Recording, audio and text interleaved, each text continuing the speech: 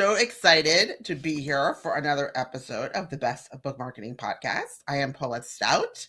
Lainey Cameron is getting us live on Instagram at the moment. And we are here today to talk about goal setting and annual goals. So it's a great conversation. It'll probably be a little bit of a shorter episode than we normally do.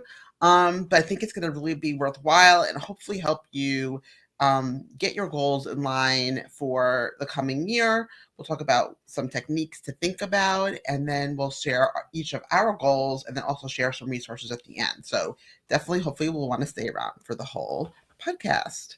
Hello, Lainey. How are you? Hi, I'm doing okay. I'm happy to be back in Mexico, and I'm sure we'll talk a little bit about this, about what do you do with your goals when life is unpredictable and doesn't go the way you expected?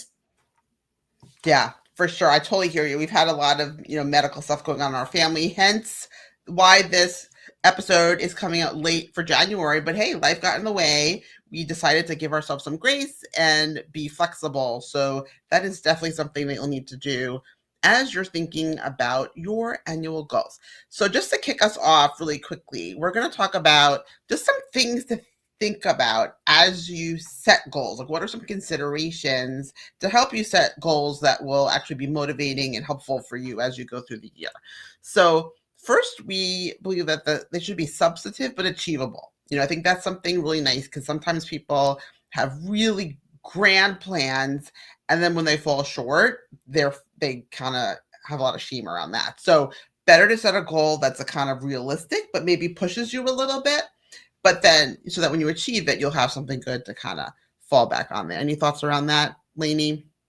Yeah, I mean, it's kind of why we're recording this later in January, is instead of beating ourselves up that we didn't make whatever date we might have made in January, we're celebrating the fact that we're here to do this, and we're still putting an episode out, despite the fact that your husband broke his leg. I was in the UK visiting relatives in the hospital. I lost 2 members of my family in December. We had a memorial this month. I mean, life was just very lifey. We've used that word in the past. Very lifey for me in the last 30 days. And yet here we are. We're still getting to celebrate our goals. We're still getting to think ahead. And I think that's part of it, is granting yourself the grace that first, I think picking goals that you actually have some control over. So here's the thing. You can set a goal that says, I'm going to query my book. And when I get to 100 queries, I'm going to have a plan B. Okay. Or you can set a goal that says, I am going to find an agent. Well, you don't have control over the second goal, right? You can query 100 times and you may or may not find an agent, and you might do everything right, but it may just not be the second in time, the moment for your book, the right karma, whatever, right?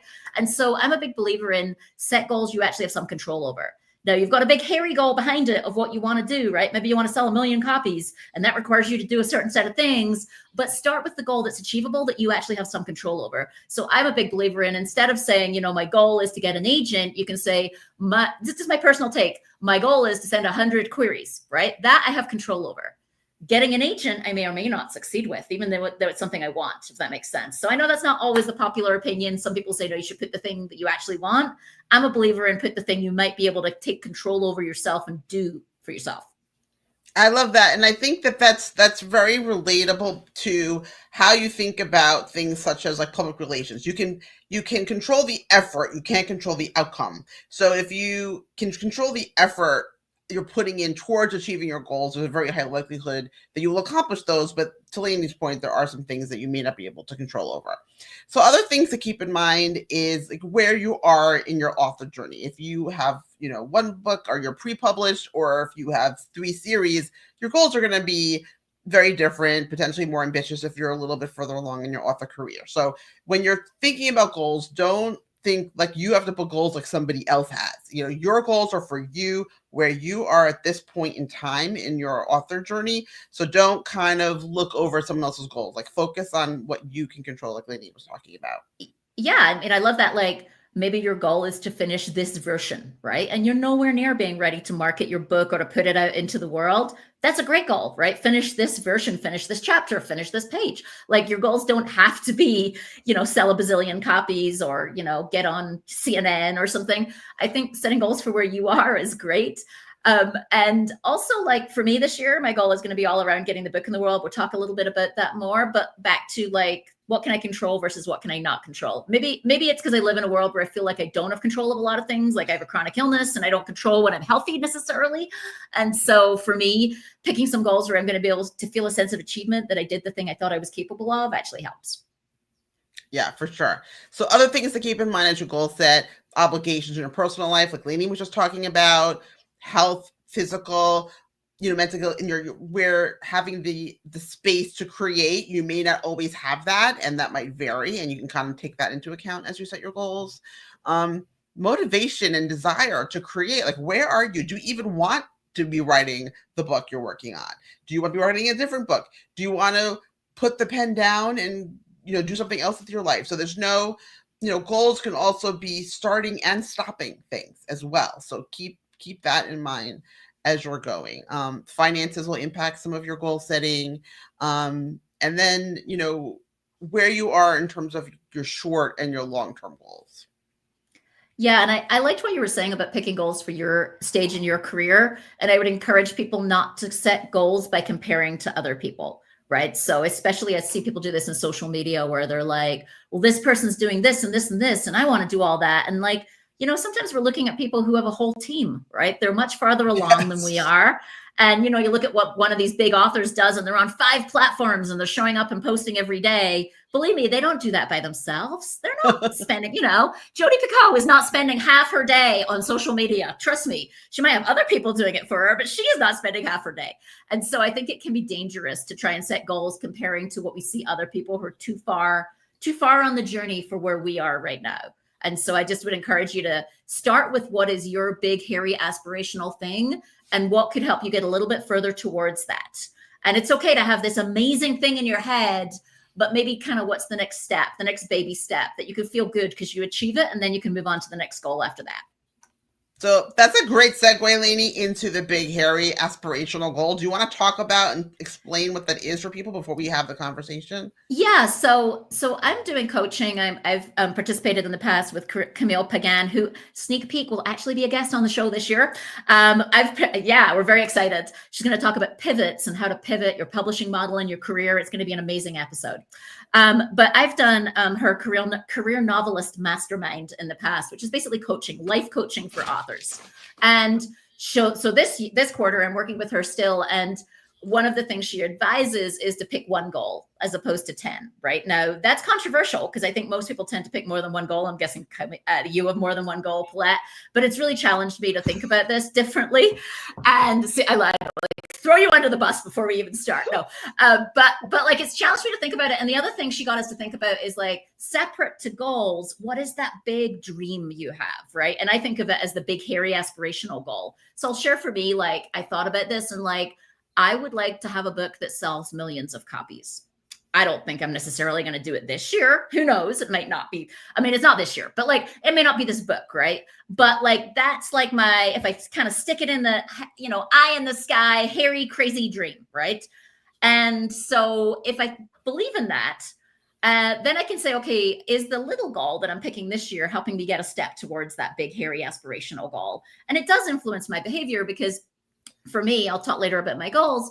My publishing path might be affected by that because some publishing paths maybe have a better chance of getting me there than others one day. And so I like the idea of leaving space. Camille really encouraged us. I'm not using her words and explaining this. She does it much better, but she encouraged us to leave space for that big, hairy, aspirational goal, my words, but the dream, her words, that you can see out there. And so I think it is helpful to allow yourself to have a dream, whether or not it feels achievable right now, in addition to a set of goals. What do you think, Paulette?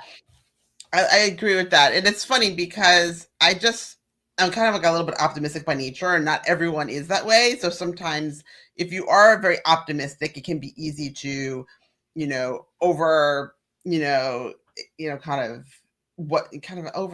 extend what you think you can achieve. But with these big, hairy goals, that's what you're supposed to do. You're supposed to be thinking big and going big. And, for me, I fully expect to win the Pulitzer this year.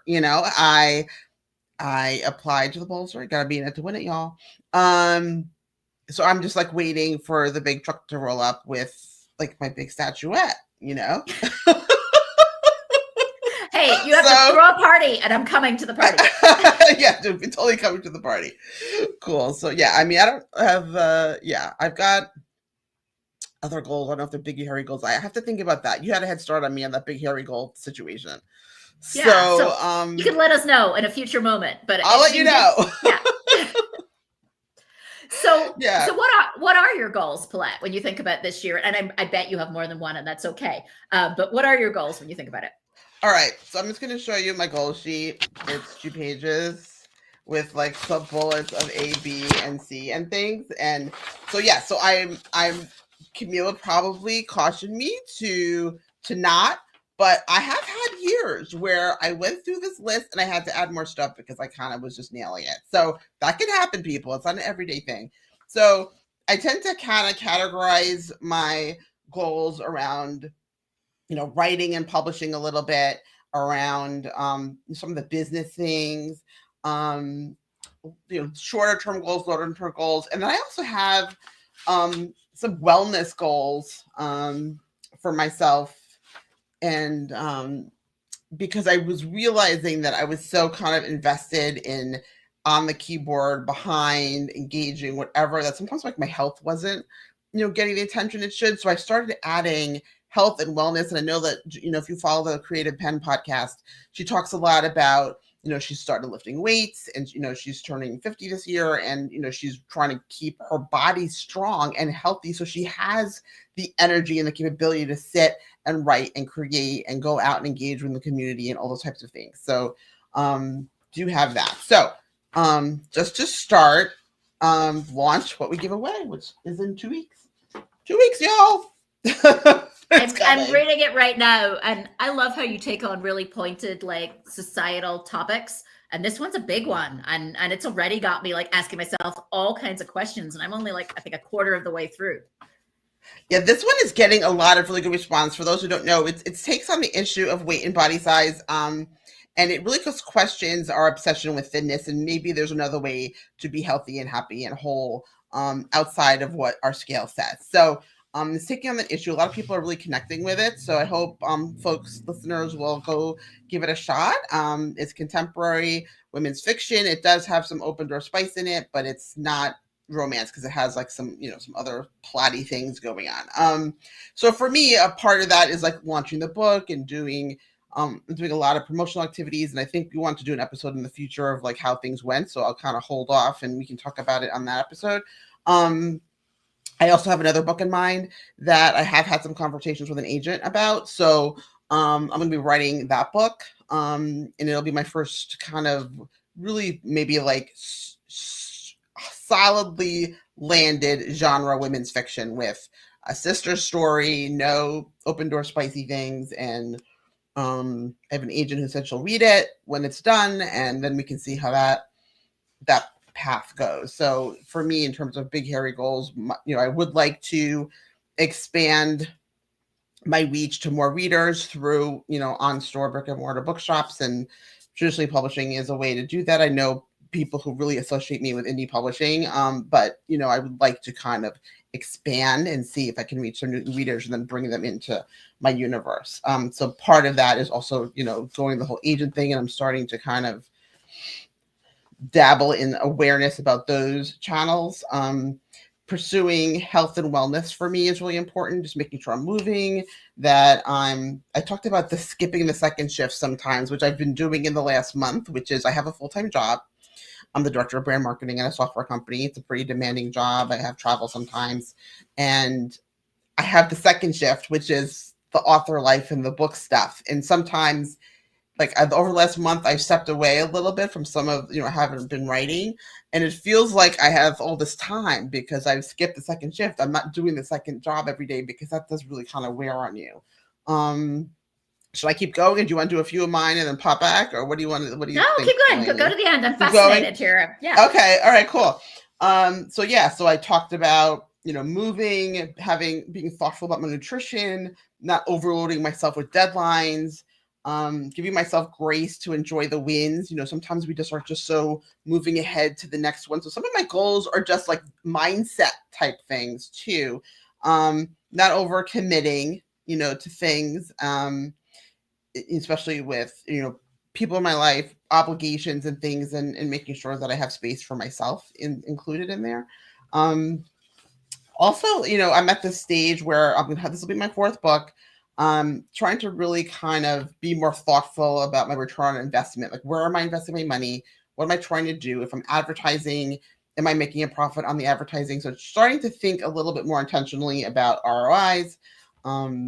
Also, like planning, writing bakes, like thinking things that are gonna help me have a long-term author life, which is like publishing more profitably, limiting spend by what's working, planning writing breaks into my schedules, um, developing a sustainable writing cadence that avoids burnout, and just being a little bit more intentional about like kind of where I'm spending my time and how much I'm on social and how am I showing up on social and is it doing anything, so kind of just being a little bit more thoughtful about that.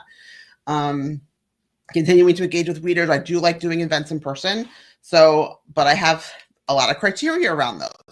So I only do certain events that meet the criteria. So trying to plan some of those in for the year. I don't have any on the calendar right now, which is really scary. At this time last year, I already had like a bunch of things planned, and I have not one on the calendar for this year. I know I'll be showing up places, but I just don't have them yet. So it's feeling a little unsettled around that. Just also investing in building author community, and like I have different author groups I'm in.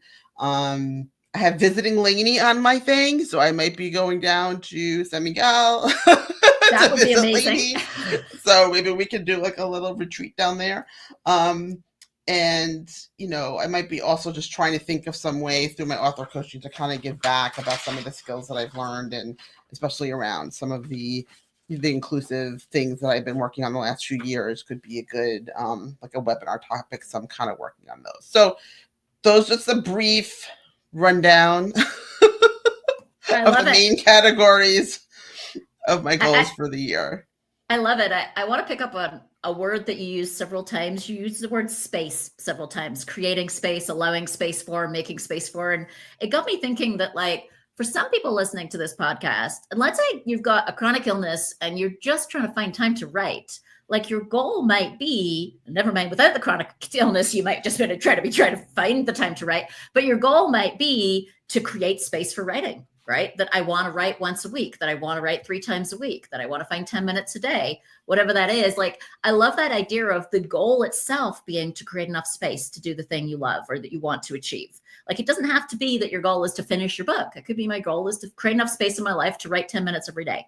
And so I just want to encourage people to think about, like, Paulette and I are maybe a little bit farther along now. That's why we're able to talk about topics that like book marketing. But sometimes the goal is simpler. It's just that creating space that matters the most. And like, I think that's also still in my list, is create the space that I don't feel under duress with my writing, even though my goal is actually to finish my book. Like, I want to enjoy it, right? One of my goals last year was really to find a way to allow myself to enjoy the process of writing and not to feel like it's a disservice to me personally when people say you have to treat it like a job, because when I started treating it like a job, it stopped being fun. And I realized that eventually that it could be fun, and I needed to come back to doing it because it's fun, not because I'm treating it like a job. And so I love this idea of spaciousness, and maybe space is one of your goals. And stepping away is just a beautiful thing. And it's hard because you feel like you should be, I ought to be, but stopping, for me, stopping and slowing down in certain areas is so important to accomplishing everything else. Because if I'm not well, if I'm not whole, if I don't have the right mindset, then you won't accomplish anything. So some of my goals are around doing less sometimes, which is really weird for me. If you do Myers-Briggs, I'm an EMFJ, which is just like, type of personality types, and, Clifton Strengths. It's like achiever, maximizer, like all the things that are like, you want to be doing stuff. So not doing stuff is super hard, and it feels kind of wrong almost. I feel guilty when I just sit and I'm quiet and I don't do something. That it feels like almost rebellious, to not do something. I had to learn so much self-compassion last year because I had a set of goals at the beginning of the year, and my year just didn't go the way I expected. I spent several months packing up my mom to help her move house. I spent several months caring for 2 relatives who had broken bones, and we had to go live with them. just a lot of things, right? And then we had more relatives in the hospital in December, and we lost some people. I mean, just like, it was a lot of things from April through the end of the year. I think I was just saying this on another call, that I think 10% of my time ended up being my own to do the things I intended to do. And 90% of my time ended up not being what I expected to spend it on. And so for me, one of my goals, actually, especially with chronic health condition, has been self-compassion and acceptance that sometimes things aren't going to go the way I wanted them to, right? I'm also kind of a big, I want to plan and I want to achieve A type personality. And it's been a big journey for me to realize that, like, acceptance that I don't always control everything. And maybe that's okay. Maybe my real journey is learning to accept that I don't control everything. And it's hard. That's been really, really hard for me. But it's why when I talk about my own goals for this year, I'm only going to talk about 2/3 things. I added one as we were talking here.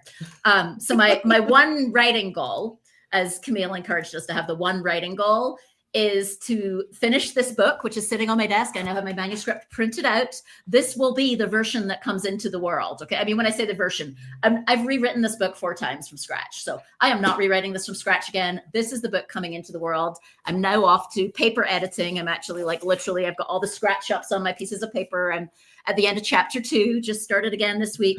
So my goal is I want to finish this book in a way that I feel proud of and find its path to publication. And that's deliberately a little vague at the end, because I have an idea of what I think its path to publication is. And I think we'll talk about this more in detail in next month's episode, but it may or may not work out. And I'm going to put this book into the world, right? The one I know I have control of is indie publishing it. And that might be how I publish it.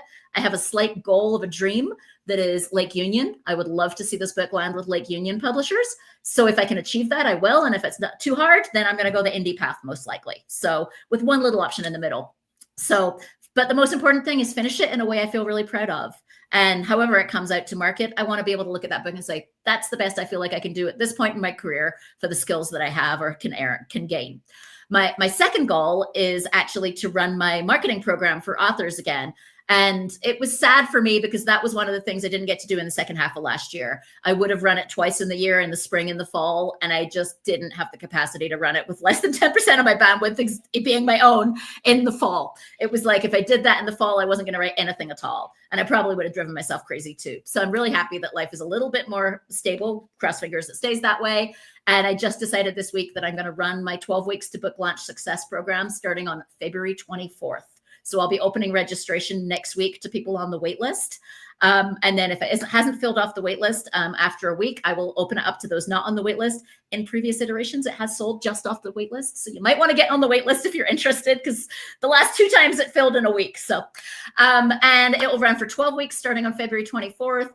Every week I teach a live class. I basically teach everything you need to know about how to successfully launch a book, starting with your brand, your email newsletter, what you do to get social proof, what do you do for awareness, what do you do around sales and giving people a reason to act, kind of the full package of everything you need to launch your book, especially if you're earlier in your career and it's your first book launch. It's really helpful. And by the end of it, you've got a full plan for your book launch. So that's coming up. I'm really excited. And the reason I'm putting it back on my goals is this gives me personally so much joy. When I run this program, it's easy for me because marketing comes naturally to me. And I just get so much joy out of helping other authors with something that they don't find as easy or they find overwhelming, and kind of simplifying it down to the things that you want to do that work and the stuff that you can just throw overboard. You can throw Instagram overboard. Honestly, social media is optional. It's one of the things I tell my class. So I'm excited. That's my second goal. And my third goal, and it's one that I wrote down here as we were talking, is this idea of balancing my health, putting enough energy into my health that I am doing what I can to stay healthy while accepting that it's not completely under my control. And that's one of the hardest things. I have Crohn's disease, and you want to believe that, like, when you have a flare up, it's because you did something wrong. I got stressed or I ate the wrong thing. And the reality is it's not. It's just kind of random. Like last year, I caught something in April. I think it was RSV. It might have been something else. And it just snowballed, and that became an infection, and that became a gut infection. And the next thing you know, I was in the hospital, and it went for 4 months. And it's just like, you know, what am I going to do? Not go to a festival because I might catch an infection, never leave my house. Like, I'm lucky that I'm not there yet. Right. And so at some point it's like, yeah, I made a trade-off, right? I want to live my life, and I'm going to take some risks. Like, I might catch an infection. And so I just think those things, you can't prevent them, but you can learn to accept that maybe it's just, I need to learn to flow with it. Like it's going to be like that sometimes. And I need to learn that acceptance. But so health is definitely my third goal. I hadn't put it on my list, but it's thank you. You encouraged me to put it back on my list. Yeah. And it's so important because as well as, it's, running is a solitary thing and it's a sedentary thing. And, both of those things are not great for your mental and physical health. So it's good to just kind of acknowledge that, keeping everything going is super important. And, it's, that's why we, at the beginning of this episode, we talked about life being lifey. It just was like one of those themes. And sometimes life is lifey and your writing goals just have to be put aside because there's more important, more pressing things that demand your attention. And it doesn't mean that you failed. It just means that you're actually putting your focus where it belongs for that period of time. Right. Like this book could have been out a year ago, but you know what? 5 years from now, I'm going to look back and be really glad I took 3 months to move my mom to San Miguel because now she's here. Yeah. I get to see her more often. I feel much better that she's closer to us. Like it was a good thing to do. It was the right thing, even if it meant I didn't have time for writing. So yeah, I love that. And yes, it's exciting. Yes. And I will share that when we started talking about this episode, Paulette's like, we should do an episode in January about goals. And I definitely had a massive case of imposter syndrome, like the emperor has no clothes, because I'm like, last year I had goals and they all fell on the floor and I didn't achieve them. And so like, who am I to talk about having goals? But if there's one thing I can offer up, it's maybe that's okay. Acceptance. It's 100% okay. And it's basically, these are the items that at this point in time we think are important. And as the year evolves, other things might surface and recede. And that's okay. We'll talk about that after our sponsor section. Yay. So I think I get to do the sponsor section this month. So let me put this in context that if one of your goals is to improve your writing, your craft, then we have a great offer for you. Our sponsor, Alita Winternheimer. I always miss the middle of that. Winternheimer. I just call her Alita. I know. Alita is easier, right? Alita is she's the author of Storyworks podcast and the Storyworks Guide to Writing series of craft books. She's a coach. She can help you as a book coach. She's an editor. She actually offers editing. And she also offers MFA level writing workshops. And she's got a special offer just for our fans, listeners, friends of the Best of Book Marketing podcast, where she's offering 10% off her workshops, which is pretty cool. I think it's a nice offer. She's got workshops coming up really soon. And Alita is a great, I've talked to many people who've taken her classes and her workshop. She's a great coach. She's actually a 3-time Pushcart Prize nominee. She's a notable in Best American Essays. She's won the Page Turner Award. And she also has a story-focused podcast called Storyworks Roundtable, where she shares a ton of really interesting things. So the info is on our page on how to get that special offer. She's got some cool workshops on character, how to get to the core of your character and create protagonists that are driven by more than just what's buffeting them kind of on the sidelines. She's got one on character motivation, protagonist motivation, and how to use that to shape your plot with real twists and turns. She's got one about understanding narrative point of view and how to control the elements of voice and psychic distance in your writing. So really cool workshops. You get 10% off. You just have to go to her website, wordessential.com/workshops, and use the password BBM Love. That's Best of Book Marketing Love, BBM Love. And we'll put it on the episode page. And we will also put it on our to come new Substack posts, which will be here this year. Yes, it will. And thank you so much to Alita for sponsoring the show. I've been on the podcast before. We did a great episode on settings.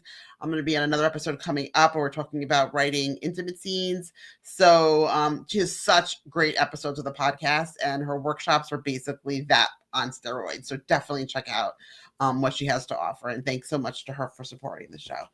Thanks, Alita.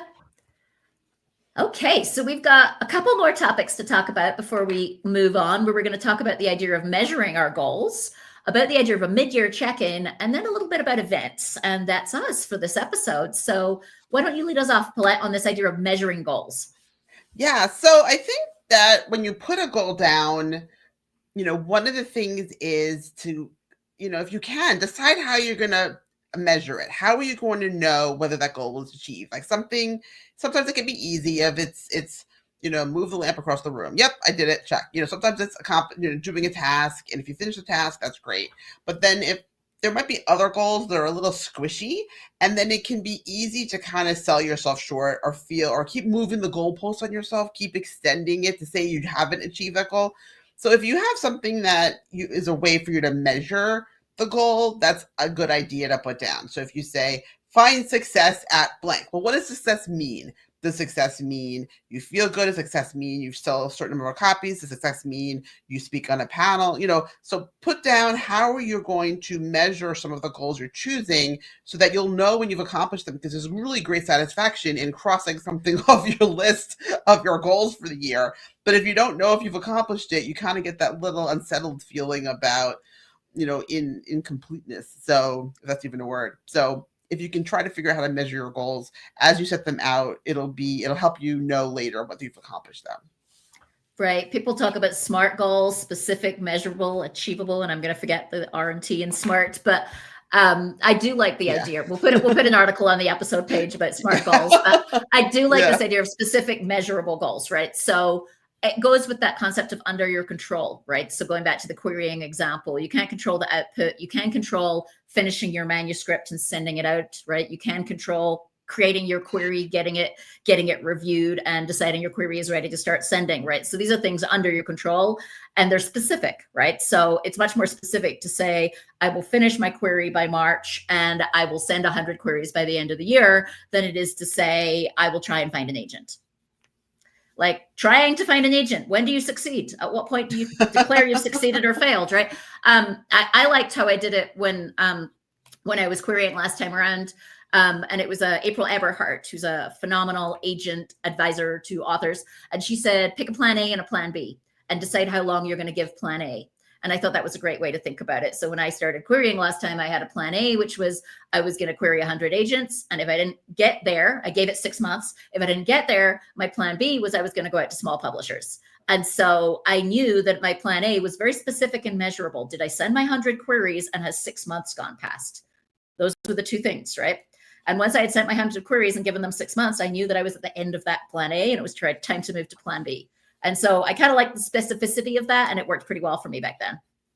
Yeah, I love that. Yeah, because it's, I definitely have a tendency to add on to goals because I feel like I haven't done well enough. I didn't do good enough. So I'm going to add it and make it harder to achieve. And that's just kind of shortchanging yourself and not being honest with what you had hoped at the beginning of the year when you established the goal, so very good. So our next thing is about that mid-year check, because sometimes what happens is you make these goals, you write them down, even if you don't write like ABC subsection 9 like on mine, or Lainey has 3 main big goals. However you structure your goals, it's good kind of in the middle of the year and do like a little check. Where am I along my path to achieving these goals? Do I need to reassess whether that's a realistic goal for this year based on like lifey things or other circumstances? Did you achieve your goal sooner than you expected? And do you want to add something new onto your goal list for the year for you to achieve something? Did another priority come up that you still want to accomplish it, but some other things came up that were more important? Or did a new opportunity arise that made you kind of rethink what you want to be focusing on this year? So doing that mid-year check is a nice way to stay true to your goals, but to also assess that, make sure that you're focusing on the things that are most important to you at that point in time. Yeah. And some people do it sooner than mid-year, right? Some people do it quarterly. I would encourage people to do it whenever life changes, right? Like I kind of had to go back last year, as you've heard, things were a little lifey. And I think in like May, I basically said, let's think about this again, right? This year is clearly not looking like I thought it was. Let's go back and just say what's really achievable given all the other stuff that's going on. And I changed my goals, right? I dropped doing a class in the second half of the year that I'd intended to do because I wanted to give myself some space for the other things I cared about, like my writing.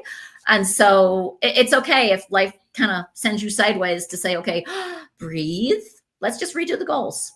It's fine.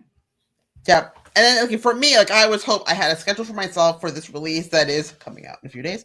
And I wasn't ready. Like I needed a little more time to get the book done. So I shifted the deadlines of some of the, my editor and the proofreader and the audiobook narrator, and I think I've moved things back because I just felt like the book deserved extra time and I just needed another month to get stuff done. So I went and did that. I'm really happy I did that. I think the book was better for it.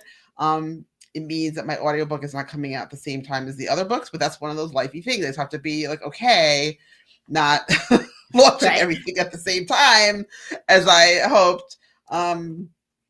But I think that that's where that whole grace and space idea comes into play, because if you're being super rigid, the purpose of the goals is to keep you happy and fulfilled in your life and achieving things that you feel are important to you. So if you're making yourself twisted around the axle, stressed out, unhappy about your goals, then change them. You have control over your goals. Like, they are within your power to control what you want to do, what you don't want to do. So don't, become a slave to your goals. Like, the goals should serve you and as a positive force in your life. And if that's not happening, then, it might be a little bit time to step back a little bit. I love that perspective. It's great. I'm going to make a quote out of that, Paulette. Like, your goals should serve you. It was brilliant. The last topic we had here, and we're wrapping up, was events. And you mentioned earlier that you don't have any committed right now, and it's a little bit kind of weird and scary not to have any committed. And I know I found a great article by Indie Author Magazine. It's called Indie Author Conference Calendar 2025. So I'll put it in the links on the episode page so people can find it at bestofbookmarketing.com or on our Substack.